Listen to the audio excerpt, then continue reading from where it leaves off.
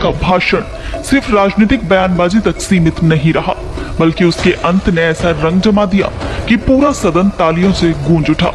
भाषण समाप्त करने के बाद विजय ने स्पीकर से अनुमति मांगी और फिर अपने पुराने फिल्मी अंदाज में एक खास जेस्चर किया और ये नजारा देखते ही सदन में मौजूद विधायक उत्साहित हो गए और तालियों की गड़गड़ाहट सुनाई देने लगी।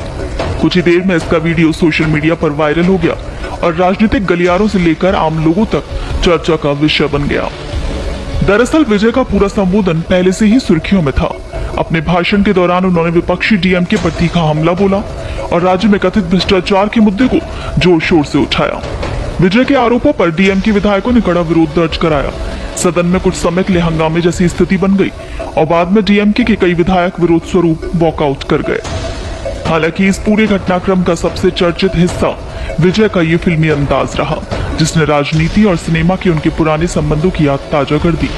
भाषण समाप्त होने के बाद उन्होंने स्पीकर की ओर देखा, अनुमति ली और फिर हाथ के खास इशारे के साथ अपना संबोधन खत्म किया और ये पूरा दृश्य कैमरे में कैद हो गया और देखते ही देखते सोशल मीडिया पर वायरल होने लगा। राजनीतिक विश्लेषकों और सोशल मीडिया यूजर्स ने विजय के इस जेस्चर की तुलना पूर्व मुख्यमंत्री एमके स्टालिन के उस चर्चित इशारे से करनी शुरू कर दी, जिसने कुछ समय पहले खूब सुर्खियां बटोरी थी। कांग्रेस के साथ सीट बंटवारे की बातचीत के बाद डीएमके मुख्यालय से बाहर निकलते समय स्टालिन ने हाथ उठाकर संकेत दिया था। उस वक्त सोशल मीडिया पर इसे सब तय हो गया और मामला खत्म जैसे संदेशों से जोड़कर देखा गया था। हालांकि बाद में स्टालिन ने स्पष्ट किया था कि वो केवल पत्रकारों के सवालों का जवाब देने के लिए किया गया सहज इशारा था। लेकिन अब विजय के इसी तरह के अंदाज ने राजनीतिक चर्चाओं को फिर हवा दे दी है।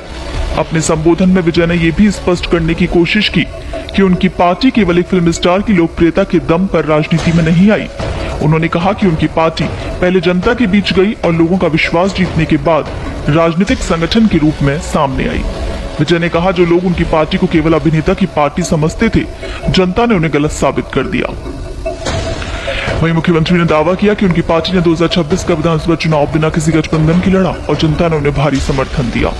उन्होंने कहा कि उनकी पार्टी को 35% वोट और करीब 1,72,00,000 मत मिले, जिसने उन्हें राज्य की एक मजबूत स्वतंत्र राजनीतिक शक्ति के रूप में स्थापित किया। विजय ने अपने राजनीतिक विचारों का उल्लेख करते हुए पेरियार, ईवी रामास्वामी, डॉक्टर भीमराव अंबेडकर और कामराज के सिद्धांतों को अपनी राजनीति का आधार बताया। उन्होंने कहा कि उनकी सरकार आम और साधारण लोगों की सरकार है और उसका उद्देश्य सामाजिक न्याय, सम्मान, अवसर और ईमानदार प्रशासन सुनिश्चित करना है। फिलहाल विधानसभा में विजय का भाषण जितना राजनीतिक कारणों से चर्चा में रहा, उससे कहीं ज्यादा उसका अंतिम फिल्मी अंदाज सोशल मीडिया पर लोगों का ध्यान खींच रहा है और यही वजह है कि उनका ये जेस्चर अब तमिलनाडु की राजनीति में नई बहस का विषय बन गया है।